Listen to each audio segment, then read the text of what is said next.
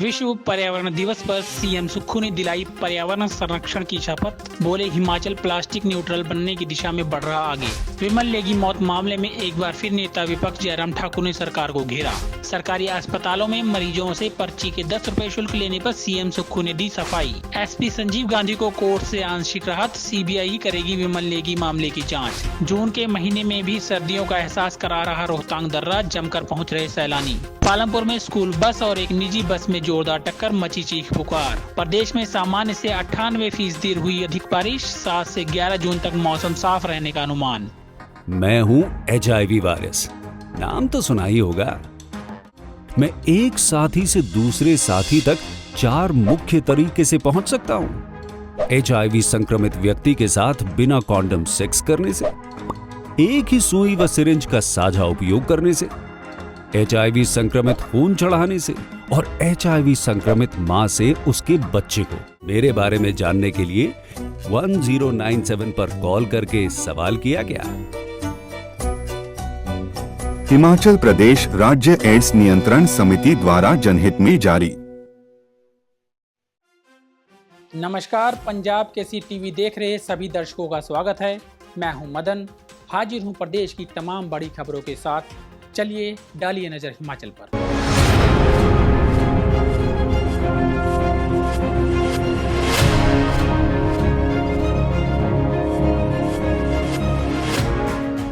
पहली खबर का रुख करते हैं। विश्व पर्यावरण दिवस के अवसर पर सीएम सुक्खू ने आज अपने सरकारी आवास पर स्कूली बच्चों और साइकिल रैली को रवाना किया और प्रतिभागियों को पर्यावरण संरक्षण की शपथ दिलाई।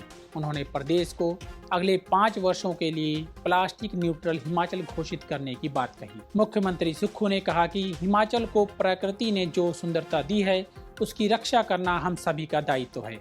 राज्य सरकार पर्यावरण संरक्षण को सर्वोच्च प्राथमिकता दे रही है और प्लास्टिक के उपयोग को चरणबद्ध रूप से समाप्त करने की दिशा में ठोस कदम उठा रही है। उन्होंने बताया कि सरकार ने प्लास्टिक डिपॉजिटरी स्कीम की शुरुआत की है। इस योजना के तहत प्लास्टिक की बोतलों पर QR कोड लगाया जाएगा, जिससे बोतल लौटाने पर उपभोक्ताओं को रिफंड की सुविधा मिलेगी। उन्होंने कहा कि इस योजना के अंतर्गत एकत्रित प्लास्टिक का आगे कैसे उपयोग किया जाएगा, इस पर जल्द निर्णय लिया जाएगा। देखिए, जो सुंदरता प्रकृति की हिमाचल प्रदेश को इस धरती पर है, भगवान द्वारा दी गई है, उसको बचाए रखने का दायित्व भी हमारा है। और मेरा ये मानना है कि 5 वर्ष के लिए हमने प्लास्टिक न्यूट्रल हिमाचल एक स्टेज के तहत घोषित किया है। प्लास्टिक को कैसे कम करना है और बिल्कुल प्लास्टिक का धीरे धीरे बैन करना, हम इस दिशा में आगे बढ़ रहे हैं। लेकिन जो प्लास्टिक से बनी चीज़ें है वो धीरे धीरे ही वाइप आउट होगी, क्योंकि काफ़ी सालों से प्लास्टिक का यूज हमारे दिनचर्या की जिंदगी में बना हुआ है। तो इसलिए आज पर्यावरण दिवस के मौके पर सभी पर्यावरण प्रेमियों को बहुत बहुत शुभकामनाएं।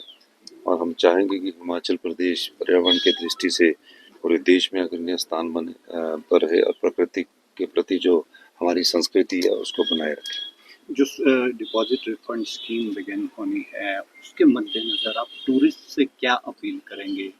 क्योंकि जैसा आप कहते हैं हिमाचल प्रदेश नॉर्थ इंडिया के लंग्स हैं, वो लंग्स बने रहें, उसको बचाए जाने के लिए। देखिए, नॉर्थ इंडिया की तो हम लंग्स है, क्योंकि हमारा फॉरेस्ट कवर 28% और 67% हमारे फॉरेस्ट लैंड है। मैं ये कहना चाहता हूँ कि जो पायलट प्रोजेक्ट के तहत इस योजना को शुरू किया जाएगा, उसमें QR कोड लगेगा। QR कोड के बाद जब वो बोतल वापस करेगा तो उस बोतल के उसको रिफंड उसके पास चला जाएगा। ये एक जागरूक करने के लिए है, ताकि वो प्लास्टिक की बोतल, प्लास्टिक की यूटिलाइज की हुई जो भी चीज़ें वो हमारे जंगलों में मत फेंके। इस दृष्टि से इस योजना को लागू किया गया है। और प्लास्टिक को कैसे कम करना और दूसरी जगह कैसे कन्वर्ट करना है, इसके बारे में अभी हम एक और कैबिनेट में अगली मीटिंग में विचार करेंगे। तो जो डिपॉजिटरी है कि उसको डिपॉजिट करवा देगा, अपने पैसे जमा ले लेगा और फिर उसको हम अपने तरीके से कैसे खत्म करना उस दृष्टि से सरकार ने ये देखिए, अभी धीरे धीरे लोगों को आदत नहीं है, धीरे धीरे ये आदत बनती है। आपके स्वभाव में जब आदत बन जाएगी तो ये सारी कम हो जाएगी। लागू हमने कर दी है, अब धीरे धीरे इसको फेज आउट करेंगे। बढ़ते हैं अगली खबर की ओर। नेता विपक्ष जयराम ठाकुर ने एक बार फिर विमल नेगी मामले में प्रदेश सरकार को घेरा है। पार्टी मुख्यालय दीप कमल में प्रेस वार्ता कर उन्होंने कहा कि कष्ट देने वाली कांग्रेस सरकार के 2.5 वर्ष पूरे होने जा रहे हैं। इस सरकार के समय प्रदेश में केवल अफरा तफरी का माहौल है। सरकार के मुखिया केवल कुर्सी बचाने के लक्ष्य को लेकर काम कर रहे हैं और केवल समय निकालने का कार्य कर रहे हैं। जयराम ने कहा कि प्रदेश में कानून व्यवस्था ध्वस्त हो चुकी है। पूरा प्रदेश जानना चाहता है कि विमल नेगी की मृत्यु कैसे हुई। मुख्यमंत्री इसको लेकर मौन है। भाजपा का मानना है कि सरकार के कामकाज का तरीका विमल नेगी की मृत्यु का एक बहुत बड़ा कारण है। ऐसा प्रतीत होता है कि पुलिस अधीक्षक शिमला सरकार के संरक्षण के अंतर्गत ही हाई कोर्ट गए। कि मेरा बड़ा स्पष्ट है सारी बात को लेकर के, जो हमने अपनी बात कही है कि तमाशा ही बन गया है कुल मिलाकर के। एक बार मुख्यमंत्री कहते हैं कि हम एलपीए में नहीं जाएंगे, उसके बाद उनके एडवोकेट जनरल कहते हैं कि हम एलपीए में जाने के लिए स्वतंत्र हैं। उसके बाद वो कहते हैं कि एसपी शिमला जाकर के गवर्नमेंट के एडवोकेट जनरल से सलाह लेने के साथ साथ में जो है एसपी के डेजिग्नेशन के साथ एलपीए में जाते हैं। फिर बाद में एडवोकेट जनरल कहते हैं कि हम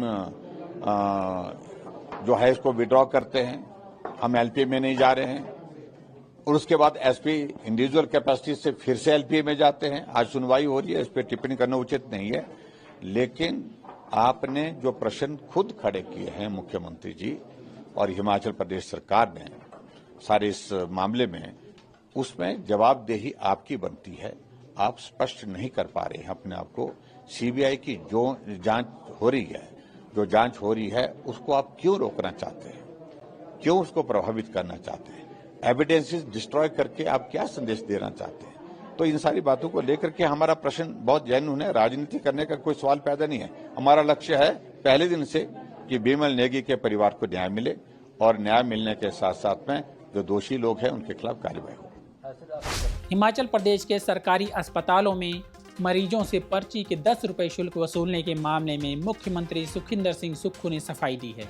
उन्होंने सरकार की ओर से स्थिति स्पष्ट करते हुए कहा कि यह फैसला राज्य सरकार का नहीं है, बल्कि अस्पतालों की रोगी कल्याण समितियों का है। मुख्यमंत्री सुक्खू ने कहा कि इस संबंध में सरकार के पास अस्पतालों में साफ सफाई और रखरखाव से जुड़े कुछ सुझाव जरूर आए थे और कैबिनेट की सब कमेटी की भी सिफारिश सामने आई थी, लेकिन राज्य सरकार ने इस पर कोई बाध्यकारी निर्णय नहीं लिया। उन्होंने कहा कि हमने किसी अस्पताल पर यह शुल्क थोपने का निर्णय नहीं लिया है। यह पूरी तरह से रोगी कल्याण समिति पर निर्भर करता है कि उन्हें अस्पताल की स्वच्छता, उपकरणों के रखरखाव और अन्य जरूरी व्यवस्थाओं के लिए इस तरह का शुल्क लेना है या नहीं। मैं ये कहना चाहता हूँ कि सरकार की तरफ से कोई रिकमेंडेशन नहीं है। ये हमने हॉस्पिटल्स को ऑटोनमस कर दिया। हॉस्पिटल अगर चाहता है अपनी सफाई रखना, मेंटेनेंस रखना, तो वो 10 रुपये पर्ची के लगा सकता है। अगर हॉस्पिटल नहीं चाहता, उनके अपने संसाधन हैं, कोई अपनी इनकम है, तो उनको पर्ची लगाने की जरूरत नहीं है। ये तो उस हॉस्पिटल की रोगी कल्याण समिति जिसमें लोकल लोग होते हैं उनके द्वारा तय करना है। सरकार की तरफ से कोई नोटिफिकेशन को थोपा नहीं गया।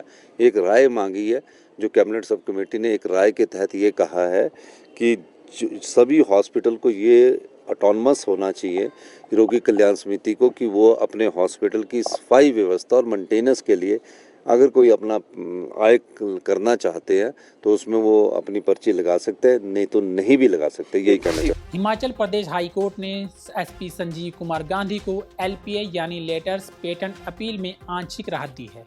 न्यायमूर्ति गुरमीत सिंह संधावालिया और न्यायमूर्ति रंजन शर्मा की खंडपीठ ने यह स्पष्ट किया कि संजीव गांधी और एसआईटी के अन्य सदस्यों की व्यक्तिगत और पेशेवर प्रतिष्ठा को नुकसान न पहुंचे, इसलिए इस पहलू पर दलील को स्वीकार किया गया है। हालांकि पीठ ने यह भी कहा कि वह मामले की जांच सीबीआई को सौंपने के निर्णय के मुख्य बिंदु में कोई दखल नहीं देगी, क्योंकि इससे निष्पक्ष और प्रभावी जांच सुनिश्चित होगी। जबकि अब इस केस की अगली सुनवाई 14 जुलाई की होगी। देखिए, ये एक बहुत सेंसिटिव मुद्दा हो गया प्रदेश के लिए भी, क्योंकि लोगों के कुछ इमोशन जुड़ गए। लेकिन इन सब के बावजूद जो ऑनरेबल सिंगल जज की जजमेंट थी, उसमें जो ये प्रेजेंट एसपी थे, क्योंकि स्टेट ने तय कर लिया था कि वो इसमें एलपी या अपील फाइल नहीं करेंगे, उनका अपील फाइल करने का एक बड़ा मुद्दा ये था कि कुछ एक ऑब्जर्वेशन, कुछ एक कमेंट्स, कुछ एक रिमार्क्स जो है उनके और उनकी एसआईटी की फंक्शनिंग के खिलाफ आ गए हैं। और क्योंकि उनका कहना यह था कि हमने पूरी डिलीजेंटली, ऑनेस्टली इसकी इन्वेस्टिगेशन की है, और जहां तक न्याय की बात है, उस फैमिली को जिनके बिमल नेगी जी इनकी डेथ हुई है, उनको न्याय मिले और उनके न्याय दिलाने की ही तरफ ये अपनी इन्वेस्टिगेशन कर रहे थे। लेकिन बीच में कुछ एक ऐसी चीजें हुई जो अनवांटेड थी, जिसमें खास तौर पे डायरेक्टर जनरल पुलिस के रोल के बारे में था कि उन्होंने बिना बताए एक ऐसी रिपोर्ट को कोर्ट के पास पेश कर दी, और कोर्ट ने उस रिपोर्ट को बिलीव कर लिया ये समझ के कि वो हाईएस्ट ऑफिशियल हैं, लेकिन उसमें बहुत सी चीजें ऐसी थी जो तथ्यों से परे थी और जो मेलाफाइडली दी गई थी। इसी तरह से जो एक रिपोर्ट थी एडिशनल सेक्रेटरी होम की, उस रिपोर्ट में भी एक बड़ी चीज थी कि उनकी रिपोर्ट जो इंक्वेस्ट इंक्वायरी थी, हमारी जो इनकी इंक्वायरी थी वो सीआरपीसी जो बीएनएसएस है और पुलिस एक्ट के मुताबिक वो एक स्टैट्यूटरी इंक्वायरी है जिसमें सारी कड़ियां जोड़नी होती हैं, उस तरह से वो इंक्वायरी थी। तो उनका जो एक बड़ा मकसद था वो ये था कि जो एसआईटी जो उन्होंने फॉर्म की है, एसआईटी के खिलाफ और उनके खिलाफ जिस तरह के रिमार्क्स हैं, वो रिमार्क्स जो हैं वो अनवांटेड हैं, वो क्वैश कर दिए जाएं। बाकी इंक्वायरी किससे करवाई जाती है उसमें सिर्फ मांग ये थी कि वो किसी और टीम से करवा ली जाए जिसको कोर्ट कॉन्स्टिट्यूट करे। कोर्ट ने उनकी एक बात को मानते हुए उन रिमार्क्स के ऊपर एक डिटेल्ड ऑर्डर जो है दिया है। उस डिटेल्ड ऑर्डर दे करके जो है उनको बाकी पार्टीज को बोला है कि जो भी चूज करता है वो रिप्लाई इसमें फाइल कर सकता है, और इसलिए उनके एलपीए पे नोटिस होगी। किन किन को नोटिस हुए हैं इनिशियली, और नेक्स्ट डेट ऑफ हियरिंग क्या है? नेक्स्ट डेट ऑफ हियरिंग अभी जब ऑर्डर अपलोड होगा उस 14/7, अभी जो मेरे को बताया 14/7 को इसकी नेक्स्ट डेट है। और नोटिस में मतलब जितनी भी पार्टियां थी, कोर्ट ने बोला जो भी रिप्लाई फाइल करना चाहता है रिप्लाई फाइल कर सकता है, क्योंकि सारी पार्टीज रिप्रेजेंटेड थी कोर्ट। हिमाचल प्रदेश का विश्व प्रसिद्ध रोहतांग दर्रा इन दिनों सर्दियों जैसा नजारा पेश कर रहा है। समुद्र तल से करीब 13,000 फीट की ऊंचाई पर स्थित इस दर्रे में जून के महीने में भी लगभग रोजाना हल्की बर्फबारी हो रही है। बर्फ से ढकी चोटियों और गिरते तापमान के बीच यहाँ का मौसम मानो गर्मियों को मात देकर सर्दी की आहट दे रहा है। रोहतांग और आसपास की ऊंची चोटियों पर हो रही बर्फबारी ने पर्यटकों को भी रोमांचित कर दिया है। दिल्ली, कोलकाता समेत देश के कई हिस्सों से आए पर्यटक यहाँ के ठंडे मौसम का जमकर आनंद उठा रहे हैं। मनाली की ऊंची चोटियों पर हो रही इस अनपेक्षित बर्फबारी से दिन और रात के तापमान में गिरावट दर्ज की जा रही है। स्थानीय लोग जून में भी जैकेट, स्वेटर और गर्म कपड़ों में नजर आ रहे हैं। सुबह और शाम की ठंड इतनी बढ़ गई है कि लोगों को हीटर और बुखारी तक का सहारा लेना पड़ रहा है। वहीं निचले क्षेत्रों की बात करें तो यहाँ दिन में कुछ गर्मी जरूर महसूस हो रही है, लेकिन सुबह और शाम का मौसम बेहद सुहावना बना हुआ है। जिला कांगड़ा में पालमपुर के भट्टू में एक बड़ा हादसा हो गया, जहाँ एक स्कूल बस और एक निजी बस के बीच जोरदार टक्कर हो गई। इस दुर्घटना में कई स्कूली बच्चों को चोटें आई हैं, जिससे इलाके में हड़कंप मच गया। जानकारी के अनुसार स्कूल बस बच्चों को स्कूल से घर लेकर जा रही थी, तभी सामने से आ रही एक निजी बस से उसकी भिड़ंत हो गई। टक्कर इतनी जबरदस्त थी कि दोनों बसों को काफी नुकसान पहुंचा है। हादसे के बाद मौके पर चीख पुकार मच गई। स्थानीय लोग तुरंत मदद के लिए दौड़े और घायल बच्चों को बसों से निकालने में जुट गए। बताया जा रहा है कि निजी बस के चालक और परिचालक हादसे के बाद तुरंत मौके से फरार हो गए। पुलिस ने मामला दर्ज कर लिया है और फरार आरोपियों की तलाश जारी है। घायल बच्चों को तुरंत नजदीकी अस्पताल ले जाया गया, जहां उनका इलाज चल रहा है। कुछ बच्चों को गंभीर चोटें आई हैं, जबकि अन्य को मामूली चोटें आई हैं। पुलिस ने बताया कि दुर्घटना के कारणों की जांच की जा रही है। तो अब बात कर लेते हैं मौसम की। तो हिमाचल प्रदेश में 1 से 5 जून के दौरान सामान्य से 98% अधिक बारिश हुई है। इस अवधि के दौरान 9.1 मिलीमीटर बारिश को सामान्य माना गया है, लेकिन 5 दिनों में 18.1 मिलीमीटर बारिश हो चुकी है।